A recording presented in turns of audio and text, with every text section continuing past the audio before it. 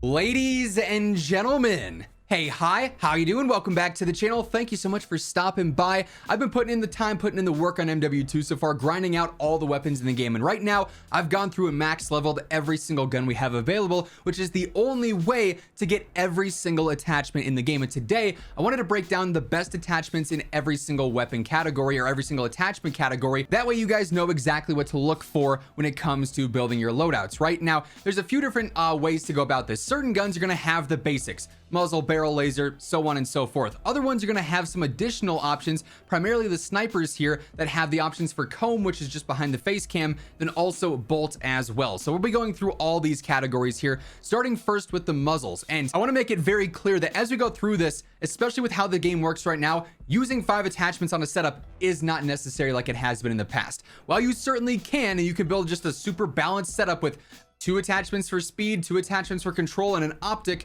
you don't have to do that to make the weapon the absolute best. You could get away with 2 or 3 attachments and a weapon will still be really good, because the cons in this game are so harsh. With ADS speed getting hurt, with speed getting hurt, with control getting hurt, you really got to be mindful. Now, for muzzles, I think it's pretty straightforward. Really what you're focusing on is anything that's going to help with your recoil steadiness or general control. Like for instance, the flash hider in this case helps out with steadiness and stabilization, which means that the side-to-side bounce and all recoil is going to be attacked. Ace did a really good breakdown of how the different recoil stats work here, and basically stabilization is all side-to-side bounce and horizontal movement like that. Steadiness is going to help with basic all control. It's going to be just like all vertical and all horizontal, which is super consistent. The recoil smoothness, which you'll see on a lot of the suppressors here, does nothing for your control. It's completely useless. Then obviously you have certain muzzles, like for instance the X10, which is good for vertical control. The Castle Compensator does vertical and horizontal control. That's straightforward. Some things also help out with stability, and that's just your weapon sway. So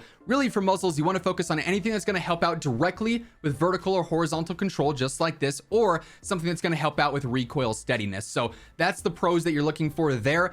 Everything is going to hurt your cons here with your ADS. It's going to hurt your speed there, so that's why you don't always have to run a muzzle. But if you're using a long range setup where ADS speed is not a super huge factor, absolutely go for one of those. Now, barrels is completely dependent on how you want your weapon to work. If you are using an aggressive weapon that's going to be close range based, within 20 to 30 meters, recoil is not a huge factor because it's easy to stay on target with those larger enemies because they're closer to you, right? So in which case you might want to go for something that is a barrel that helps out with ADS speed or movement speed. It's going to hurt your recoil. It's probably going to hurt your range, sometimes your velocity, but you can certainly get away with using those for close range builds. On the contrary, for long range, you want to focus on something that's going to give you better control or better velocity, or in some cases, the biggest barrels give you better range, velocity, and control. But again, keep in mind, those are going to kill your ADS speed. So you really have to factor in how you're going to be playing with that gun and if it's worth running a barrel, because in a lot of cases, it won't be. You can get away with just using no barrel and using that attachment spot elsewhere to help out with a more consistent build.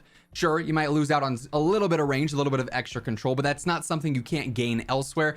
Barrels, though, entirely dependent on where you're focusing. Close range for speed and mobility, long range for control and range. Now, the laser category is absolutely one that you always want to be running, in my opinion, because, like I said, you don't always have to be running 5 attachments. You're gonna have a spot open for a laser, in which case here, you just want to be focusing on the ones that help out with your ADS speed and your sprint to fire. The Olay V laser is great for this. The 7 milliwatt laser is another one with a different name that basically does the same thing. The only cons here is that the laser is visible, which is not something that is super important. So Olay laser is a great choice. The Choreo's not bad either for just the better sprint speed. I liked anything that's going to help out with the ADS though as well in this game. And like I said, the names change for different guns, but just focus on the pros there. ADS speed, stability, and sprint to fire going to be the best choice. Now, optics are something that is entirely preference based for the most part. Now, sure, some guns you're going to want to use a longer range optic and a long range scope and a high zoom scope. Other ones you're just going to want a red dot. That depends on where you're planning on using the weapon, close range versus long. But in terms of is there a best scope, right now the only differences are some are going to have glints and they're going to have different reticles. So use the optic that you are the most confident with and the most comfortable with. If you like the blue dot on the Chrono Mini Pro, use that. If you like the hollow sight on the Lone Wolf optic, use that. Now, stocks are a weird category, honestly, because if you're going for speed, you're going to hurt your control, and if you're going for control, you're going to hurt your speed, no matter what. So you're getting constant trade-offs with this, and you're never really fully increasing the weapon's potential here, you're always hurting something, which is why I don't think stocks are always necessary. This, just like the barrels, is going to be something where if you're going for a close range speedy build, you might want to throw on a, you know, remove stock or whatever the max mobility stock is, or even a lightweight stock that's going to help out a little bit with speed but not have as harsh of a recoil con. But if you're going for a long range build and you know your ADS is going to be slow and you're content with that, you're going to be pre-aiming and holding angles, then sure, you can go for a stock that's going to help out with recoil control, knowing that your ADS speed is going to take a significant hit. So that again is just based on how you want your gun to perform. For rear grips, these ones actually do have some decent pros with very minimal cons. There's a lot of grips that offer better recoil control and they only hurt your stability. Those I feel like are pretty solid because stability, especially in like a lot of mid-range fights, is not huge. It's the most important, I feel like, with snipers. Rifles, obviously you're gonna have to have a minimal sway to consistently land shots, but also your recoil is going to take over more there than your stability in an actual gunfight once you start shooting. So like things like the second here, again, the names are going to change, but anything that's plus recoil and minus stability is honestly a really good choice for rear grips. There's other ones that are better for sprint to fire and whatnot, and ADS as well, but keep in mind those are going to have pretty drastic impacts on your control. By the way, as we are going through all this every single day, I'm trying to help you guys get better at COD between the best class setups, tips to improve your gameplay, but also keeping you informed with news and updates. So if you want to guarantee you're up to date with all that stuff, be sure to hit that subscribe button, turn on those post notifications. We're on the road to 900K. Would love to get as close to that as possible before Warzone 2. And around 54% of viewers watching aren't subscribed yet. So if that's you, feel free to hit that sub button. Also, if you enjoy this video or if you find it helpful, let me know by dropping a like on it. Let's try and aim for 2,500 likes on this one. As we move down the attachment list here, for some of the snipers and marksman rifles, you're going to notice a comb option here, which is basically just a way to get some extra speed or potentially a better ammo reserve. Now, these are by no means necessary, but for certain builds, the only ones here that I think would be super useful are the ones that are going to help out with sprint to fire and ADS, because they don't always hurt much in the way of your cons. You can see this one's just stability and walking speed. That's not too huge because if you're holding your breath, your stability is going to be pretty solid. So those are not a bad choice, but by no means something you always have to put on your weapon. We also have bolts available on some of the snipers. For this one, I'm always going for the rechambering speed here. It's going to make it a little bit more aggressive for that reason. Again, not something you have to have. You're probably going to have an attachment spot available though for a lot of the snipes and marksmen. So this is something you could certainly use. They're going to be different names for ones, but just focus on the pro of rechambering speed there. Some weapons also have this called the lever. So it's just basically the same thing there as well. Then also we have guards, and these are going to help out with different pros in different areas. Some will help out with the ADS. Some will help out with sprint speed. Some will help out with recoil steadiness. This is something that, again, not necessary or really widely available on most guns, but if you have it available and you have an attachment spot, you might as well build it for anything that's going to help out with ADS. Now, getting back to more of the universal ones, extended mags or just different magazine modifications. In most cases, you're just going to have extended mags. A few weapons will have fast mag options, but primarily the extended mag options are going to be the main ones here, and they're certainly usable. I don't think they're mandatory by any means like a laser sight would be or like an optic would be per se. Because in multiplayer with this TTK, with most things being, you know, a 200 to 300 millisecond TTK, you don't need 50 rounds like you would in Warzone. But if you have an attachment spot available and you're content with having a little bit slower ADS and a little bit slower movement speed, throwing on a 40, 50, 60 round mag is certainly an option, and you can absolutely do that. Some weapons like the Fennec, for instance, have terrible DPM and you need an extended mag. That's more weapon specific, but generally talking universally, you don't necessarily kill your gun by using an extended mag. It's not a bad choice. It's not a mandatory one, but something worth looking into.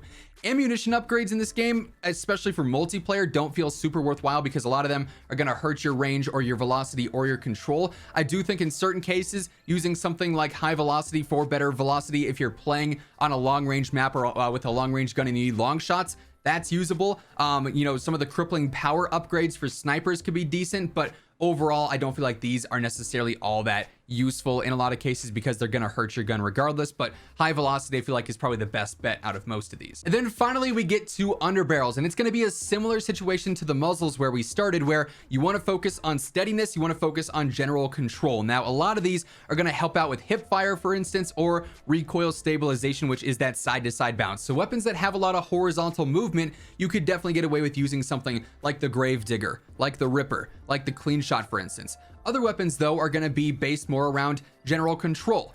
They're going to have a little bit of horizontal, a little bit of vertical movement, and that's where things like the Merc foregrip come into play. The Pineapple here is better for recoil steadiness, which is all recoil control. The basic foregrip here is steadiness as well, and hip fire, which is pretty solid. Operator is aim walking steadiness, so there's no real recoil benefits here, but it's going to make your weapon more steady while you're shooting and strafing. So you really have to pay attention to what pros are highlighted here between steadiness, stabilization, so on and so forth. Some of these are going to be entirely hip fire based, you know, with the accuracy there and the stabilization. So these again are going to hurt your ADS, so that's something you really have to take into consideration if you're using a close to mid-range setup. But for long range, you want to focus on whatever ones are going to give you the best control aspects. Obviously, the more control they offer, probably the more ADS they're taking away in terms of speed. But for long range builds where ADS is not your clear priority and recoil is, looking at things like Pineapple or any of these recoil steadiness or control based ones are probably going to be your best bet. Also, you might notice that some of these are just hurting your walking speed, or in the case of the shark fin, it's just stability. That's solely based on weapon sway. That's not going to be a huge factor in most gunfights, especially like, you know, close range ones, but they're options nonetheless, and like the hip fire benefits of these ones are pretty solid. But all that being said, those are the best attachments as of right now in every single category. It's so weird how this system works compared to years past, but really, like, the most ideal setups most of the time are probably going to be a laser, an optic, maybe a magazine, and then like a rear grip perhaps. It's such a weird system. I imagine it'll probably change over time, but as of right now, that's the way to go in my opinion with each category. Hopefully this video helped you out. If it did, let me know by dropping a like on it. And if you're new here, be sure to hit that subscribe button, turn on those post notifications. That way you can always guarantee you're up to date with all things going on in COD. But once again, thank you so much for tuning in. And until next time, take it easy. Have an awesome rest of your day, and I'll catch you guys later. Peace out.